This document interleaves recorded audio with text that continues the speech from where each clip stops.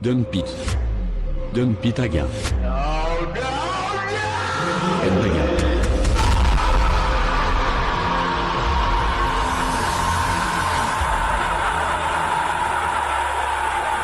What's going on, guys? It's K-Dub here with another episode of Crypto Zombie. Welcome back to the channel. Hope you're having a great day today. It is Wednesday, it is hump day, and the markets are reacting as so. You can see right here, Bitcoin currently below $9,000. At the time of making this video, we have actually tried bouncing above it. We go below it, we went above it, below it, above it. So this is like the third time that Bitcoin has dropped below 8,000, bounced back above it. But regardless, you're seeing a lot of red in the markets. Altcoins getting hit significantly harder than Bitcoin, some of them 2 to 3 times as hard. In yesterday's video, we were discussing whether this had anything to do with the virus, the outbreak. Are they related to each other? Well, some people are saying yes, some people are saying no. In today's video, what I want to focus on is, of course, we're going to talk about some short-term price action because Bitcoin is pushing down on some very critical levels as I'm making this video. So I do want to be realistic about some of those price targets, but I also want to discuss Bitcoin's true value proposition. And there might be one key prospect that a lot of people are sort of just overlooking right now, right? And I think after watching this video, it might actually help you to better understand why I'm not really worried about this particular, red that we're seeing in the markets. But if you are new, it could be a little bit worrisome. So we're going to go into that today. I'm going to show you some clips from some prominent Bitcoin analysts, go into some of the news events, right? Obviously, guys like Peter Schiff are coming out and, oh, I told you so. Bitcoin is not a safe haven asset, right? Well, we're going to go into all that today. Definitely watch this video to the end. I'm going to try to be as quick as possible and jam pack as much value as I can into this video today. And if that sounds good to you, well, you know what to do. Thank you once again for coming back to the channel. You guys rock. You're the reason that I do this every single day. If you're not subscribed, well, what are you waiting for? We literally do this every single day. And of course, every single Monday, we do give away a Ledger Nano S. Every day we give away Ledger Nanos. Not every day, just on Mondays. But let's dive in. Let's get serious, guys, because Bitcoin is currently sitting below 9,000. Could be different by the time you're watching this video because it has pumped up above it a few times, but let me give this a quick refresh live. Now, as you can see right here, almost all the altcoins are in the red today. Any coins in the green? Aeon up 31%. That's about it. So congratulations to anyone holding Aeon. Essentially, that's really it. Everything else is in the red today. Could be worse. Could be holding Wimble coin. Could be worse. That is down 76%. But yeah, have a look at this dump. Well, this is not Bitcoin. This is actually the S&P. You might have seen this. Now, currently, it looks like it's trying to have a little bit of recovery right here. But essentially, from the top to the bottom right here, we had pretty much an 8% dump in the S&P. Was this spilling over into Bitcoin? Well, we can have a look right here. We fell out of our ascending wedge, which I had been saying on the channel for a long time now, that ascending wedges do generally act as bullish sort of dumps, right? Once they get to that point, they do have a dump. But anyway, it doesn't really matter at this point. It's over now. You can see we are falling below the $9,146 level. We do have some VPVR support at around $8,635. Will we fall down to that level? Well, keep in mind, we do still have the CME futures gap at 8,540. We never closed that gap, right? Gaps do tend to get filled. Is that the reason why Bitcoin is dumping? Could be one of the possible reasons, right? But I want to have a look right here, talking about the cup and handle formation. This is hopefully a bullish formation. Crypto Michael had mentioned these were sort of his target bottoms. You can see we did touch that. We're sitting on it right now, currently, as I'm making this video. And he did mention that after this point, it could get a little bit bearish. It could get bearish, it could just be a shakeout. But we're going to talk about those levels moving forward right here. We have fallen out of the blue box. My goodness, we held above it for so long. Ever since we got above it on January 28th, it looked like we were just going to head up and up, blue skies forever. Well, that's not how these markets work. You can see we did fall below the 21 exponential. The 50 moving average, it held us on the 25th, which was yesterday, but today we could not hold it. And currently, we are approaching the 200 daily moving average, which is at 8,787, which is a very, very possible short-term level to see Bitcoin. We could go down to 8,787. I would like to see a bounce off of that. Could we wick down to close the CME gap? Absolutely. Another level that you may want to also look at is the 200 exponential. Now you can see that it does have some significant role play right here. We had difficulty breaking above it when we were trying to break out starting at January 7th and when we had the dip on January 23rd. That did act as support for the wick. So if we have a look at that level, that is sitting at around the $8,600 level, which would actually be a lot closer if we were looking to close out that CME futures gap.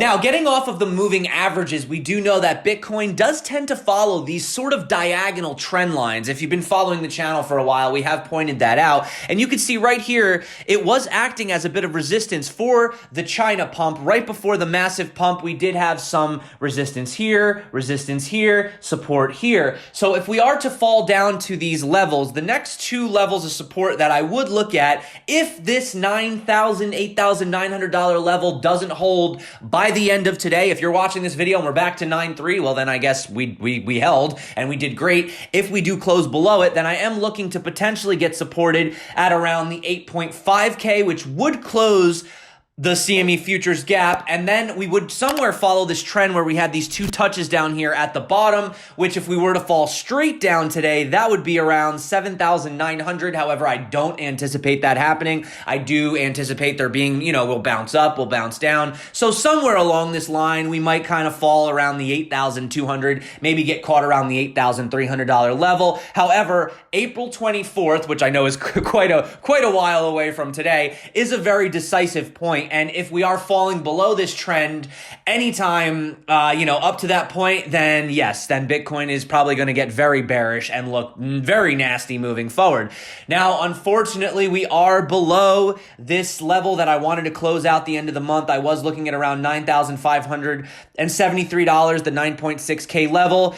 Unfortunately, what it looks like what's happening now is we're having this pump, we're having this massive wick to the upside and extreme selling pressure to the downside. This sort of emulates what we did back here in July and July and August, where we had these crazy wicks to the top. Could Bitcoin be heading back down? Well, I did tell you that as long as we stay on this support right here, we are actually bullish. So, if next month was to close around $7,360, technically, we're still putting in an uptrend. That would actually still be bullish. Might not feel that way, right? Having a look at the total market cap, though, we are not looking too great for the altcoins. We did have the break. We spoke about this for at least 3 days now. We were talking about how this essentially was a descending, triangle.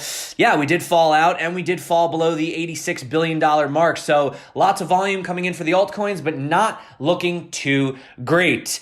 Peter Schiff couldn't wait to chime in on this. Peter Schiff, the gold bug, he hates Bitcoin. He says during this, obviously, Bitcoin is acting as a risk asset. It acted exactly as everything else. Stocks are crashing. Bitcoin is dumping. Yeah, he's laughing over here essentially because we've pretty much seen gold going up. Now, gold has had a little bit of a pullback. Now, let's just be realistic about this, though. From the beginning of the year, if we just go to January, right here, where's the beginning of January? Essentially right here, gold is up. Currently right now, gold is up 7.2%. Now, having a look at Bitcoin, even though Bitcoin has, dumped recently, just to show you guys, since the beginning of from the year, where is the beginning of January? Let's find it.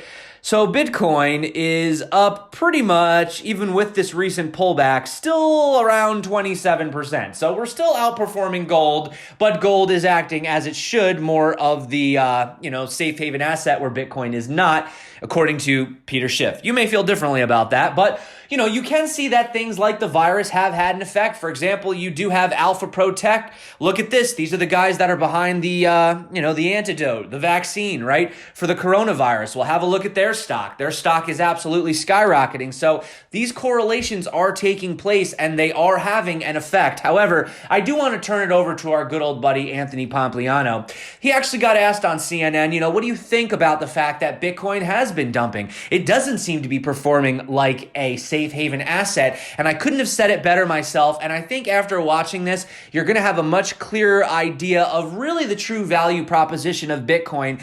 The fact that it is non-correlated and asymmetric, and why, even though we are having a pullback right now, you really need to zoom out and have a look at the bigger picture and understand the real proposition of value behind Bitcoin. But I'm going to shut up right now and turn it over to Anthony, and then we're going to talk about it. I think the perhaps lack of understanding about how you view crypto, specifically Bitcoin, relative to markets.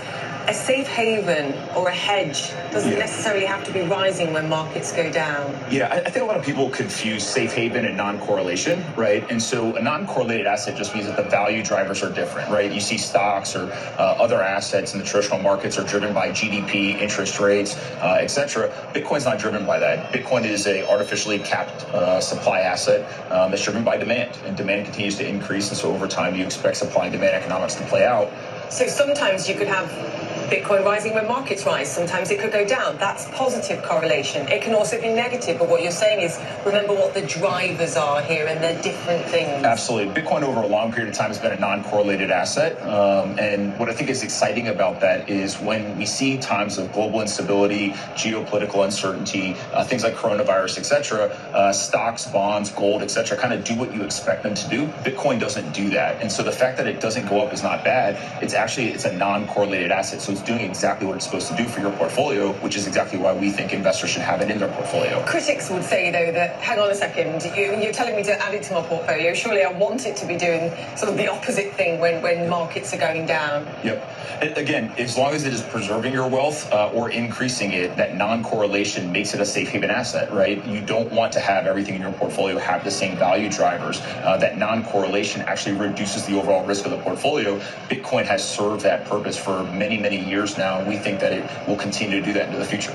And I know what you might be saying. Well, Bitcoin hasn't really acted as a great store of value. It hasn't exactly increased our wealth exponentially. Well, to that, I do have to just remind everyone that these 20% to 30% to 40% pullbacks in Bitcoin are in fact very common. You can have a look at the chart right here. You could see during the incredible bull run of 2017, we had multiple pullbacks of 20%, 30%. Here we go, 40% right here, 40, 33, 35, 37, 41, 33, okay? So having the pullback that we're having right now, could it go lower? Absolutely, guys. In fact, we could go all the way down to 7.2K. And let me clean up this messy chart and still technically be trending upwards, right? And on that note, I just want to end on this chart. This is probably one of my favorite charts. This is the all-time, basically logarithmic chart for Bitcoin.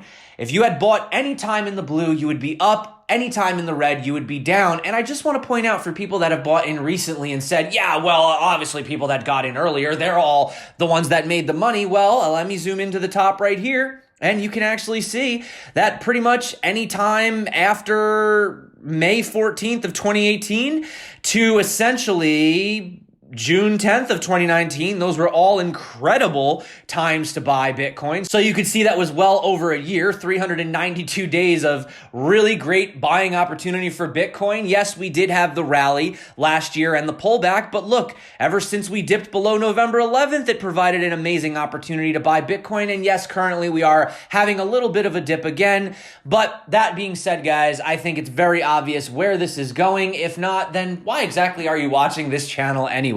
But I think you know where it's headed. Dollar cost averaging is your best friend. Obviously, right now, trading is pretty crazy. Unless you've been shorting, then you've been doing quite well. But that being said, guys, that is it for me today. I do hope you enjoy the rest of your day. If the markets are distracting you or making you feel upset, then put down the blockfolio. We don't need to watch the charts every single day. Go outside, go for a run, have a picnic, play a video game. I don't know what it is that you do. But that being said, guys, thank you so much again for coming back to the channel. Hope you are enjoying your day. I really do appreciate all the support. We are up to 99,000 subscribers, guys. We are only 1,000 subscribers away from 100,000 subscribers. my goodness, it's been quite a journey. I think you can feel I'm a little bit tired or getting a little bit exhausted, but you know what? I never get tired of these markets. There's never a dull day. That being said, thank you guys for coming back to the channel. You do rock. I do love you. You are the reason that I do this every single day. My name is K-Dub. This is Crypto Zombie. Until next time, stay crypto. And of course, peace out.